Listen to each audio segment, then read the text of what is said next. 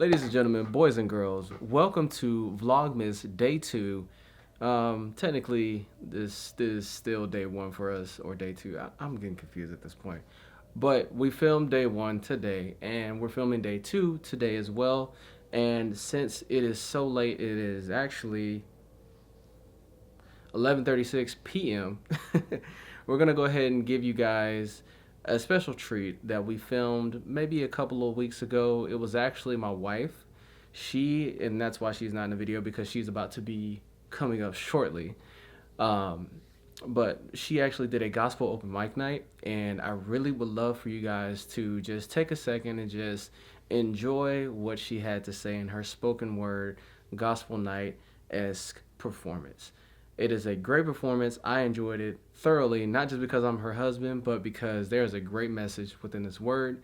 So if this word hits you in some kind of way, or it just gets you to snap in, it just makes you feel good, drop a couple of snap emojis down in the comment section below.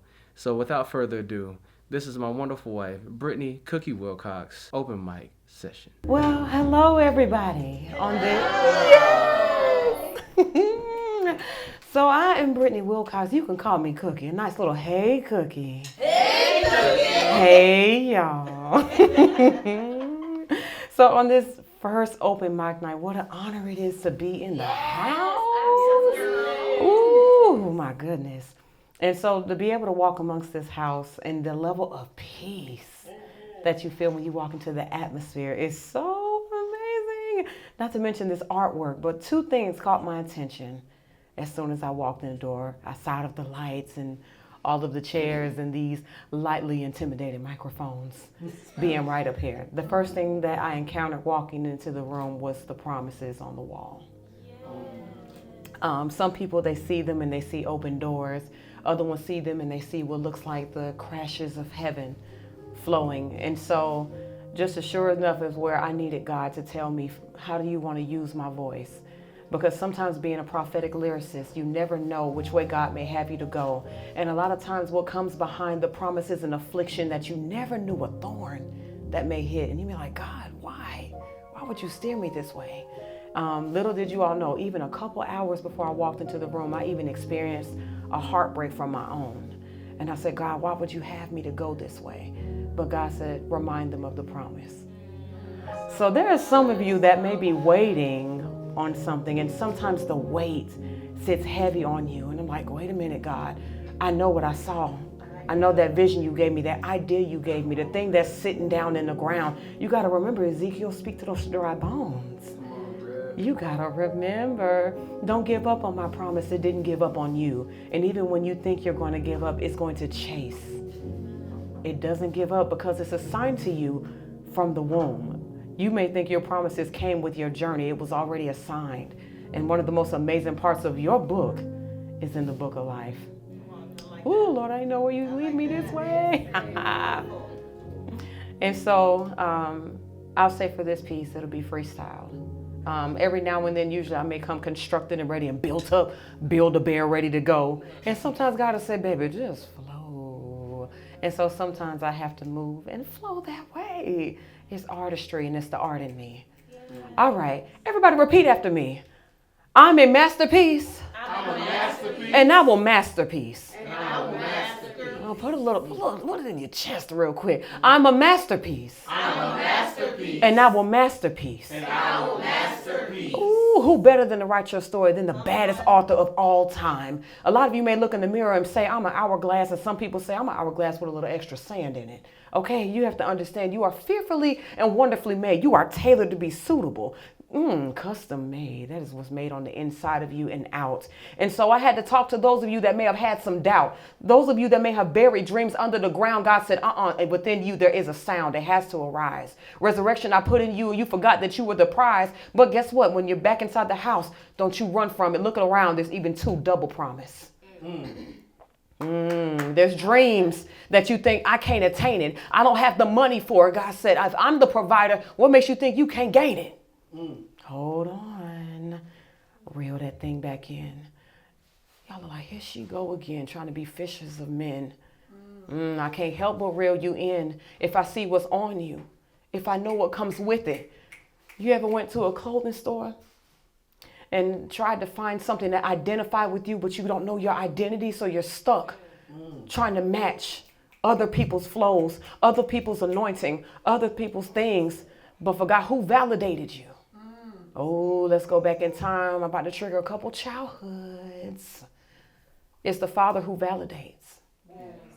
It's the Father who identifies. It's amazing how God created Adam, and the first thing he did before he could rise, he told him to name every single animal because Adam gave it the identity.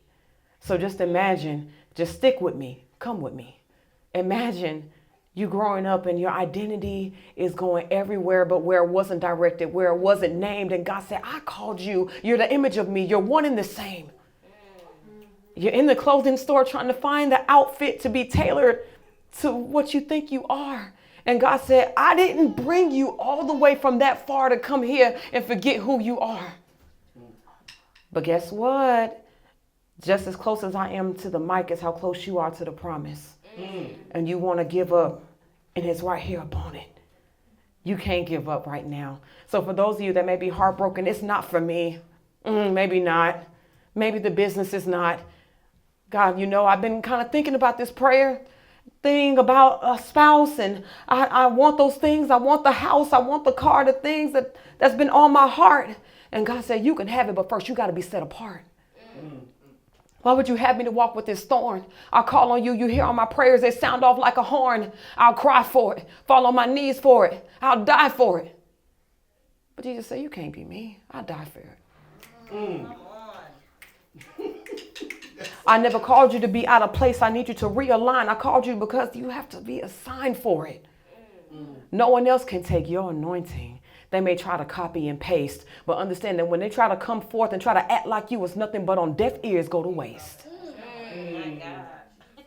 But guess what? Guess what's assigned to your name? That rainbow never changed. 7 colors. It's assigned to you. You are the representation of the prism. It was built in you. Promise it continues to chase after you. Even when you don't feel like chasing the word, God already hears what's on the inside. So it's already been heard. Even when you think, ain't no way in the world that God gonna heal me. Ain't no way in the world he'll pull me from it. The thing about affliction is it's a prerequisite for what's coming. You can't give up.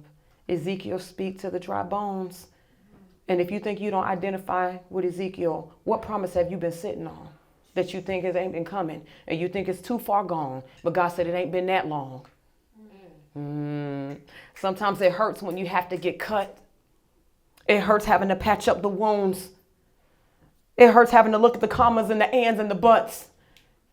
It hurts because it's like, God, I've been waiting on this thing. God, I asked you for the spouse. God, I asked you for the house. I asked you for the baby. I asked you for the healing. I asked you for the maybe. I asked you to let them live. And it feels like my dreams are sitting on hospice on life support. But what's your IV connected to? Because if it's not connected to the word, then what is it maneuvering through? Who's in your ear? Is that a real friend or a frenemy? That might be kin to you, but God said it ain't no kin to me.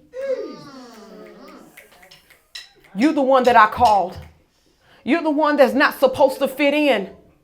You're not supposed to go in the room and you're supposed to mix in. I never called you to blend. Your ingredients are different. I made you. I formed you. I knew you since the beginning of time. I formed you in your mother's womb. I knew you. So you got to cut off that dead weight. It don't look good on you. You got to cut off those people who's mooching off of you, who's leeching. Guess what? When I take you up higher with them, there has to be a breaching. Yeah, I called you. This was just a reminder. Just as close as I am to the mic is how close your promise is from getting ready to spike. Your elevation is just that close. And those who may have missed it, trying to second guess this address, don't know that you've been dressed for the moment. Every single sign is around you that everything that you think wasn't strategized, it was planned. Don't believe it. It's all been fitting in God's hand. Look around. Just look at the paintings. Your prophetic clues. Yeah, I called you. It's not just the double promise. I need that drum. This. Oh, I love Bree. Already, I love Bree. It's okay if you felt like you had to come out from far away. This was just a reminder.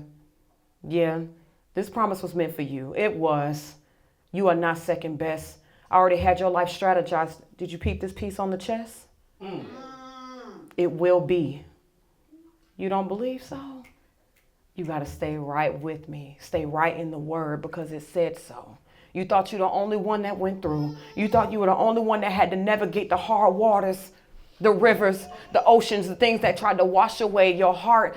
I'm sorry. I got to keep reminding you, you're not meant to blend in. I called you to be set apart.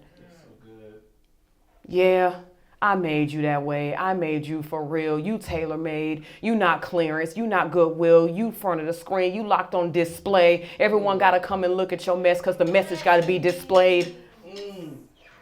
Yeah, you fearfully and wonderfully made.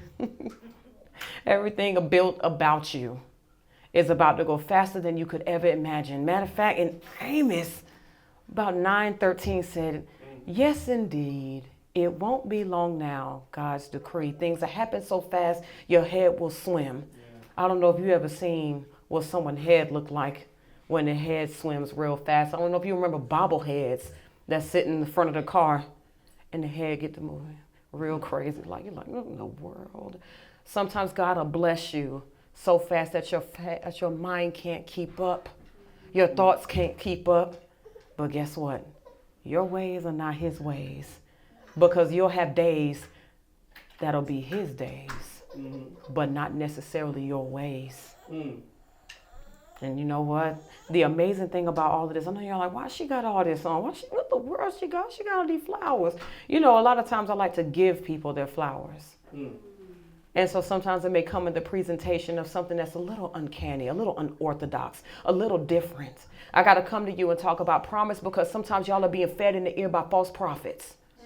Uncompromised sounds, manipulated word that's twisted to fit in the wrong thing. You're wondering why you're going home battling with things that are unseen because the wrong people have been in your ears. And God said, lend it back to me because in me you had no fear. You can't eat from everybody's table and think you can walk outside and say, I'm able. I'm sorry for the people that may have did you wrong. I'm sorry for the moments where you had to listen on someone that appeared anointed and you had to go home and complain. I'm so sorry that you listened to people who were self-ordained. But guess what? You the remnant. People walking around trying to wear these Jesus pendants, but guess what? I know real recognize real because real recognize remnant. I know what was built in you. Game keep game. Game peep game. You already know. People have no idea that when you get leveled up in front of them, they got to sit third row.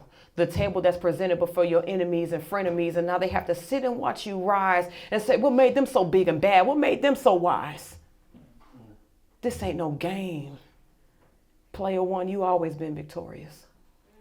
You never lose. Even with what you go through, it's a lesson or a blessing. Understand that. You built to last.